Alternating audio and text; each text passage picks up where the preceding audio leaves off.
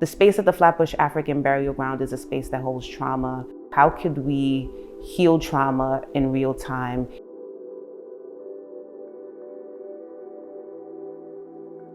GrowHouse is a community design and development cooperative. Our mission is to empower Black people and our allies to collectively own and steward real estate, cultural production, and other forms of wealth.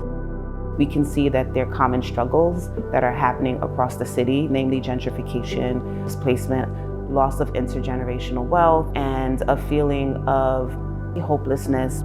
We were looking for land and real estate that we could put in a community land trust. That's when we found 2286 Church Avenue, which we then found out was an African burial ground. We decided to shift our focus. How do we create moments where they could pause and maybe learn something about their neighborhood that they didn't know before? That's when the Corridor Project was born. These sites are becoming more apparent, they're rising in attention, and there needs to be a mode and method of activating them, of amplifying them, of spreading public education, and of activating these sites so that they become very valid and real and important in people's daily lives. We created a series of placards along Flatbush Avenue that are known as our Black History and Heritage Corridor placards that create this tangible and visual connection between the Flatbush African Burial Ground and Lefferts Houses, which is a relocated former plantation home. You see these placards along the street that allow people to learn more about the history and legacy of Black Brooklyn. A lot of times, spaces in our communities are precious. We've been dealing with violence at the site.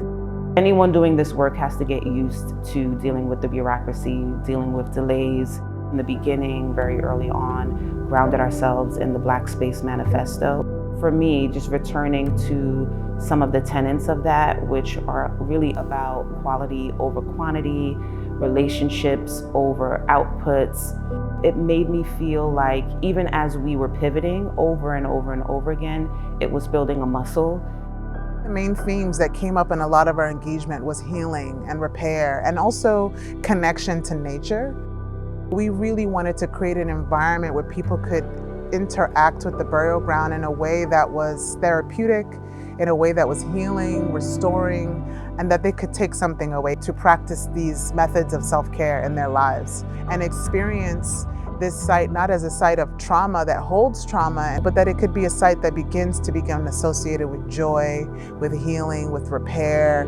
The goal was to allow ourselves to just wander and dream and engage without an end product. We've done what we set out to do in some way. It was a way to affirm our humanity in a society that often feels like Black bodies need to work. We're reclaiming Black spaces in neighborhoods that are gentrifying.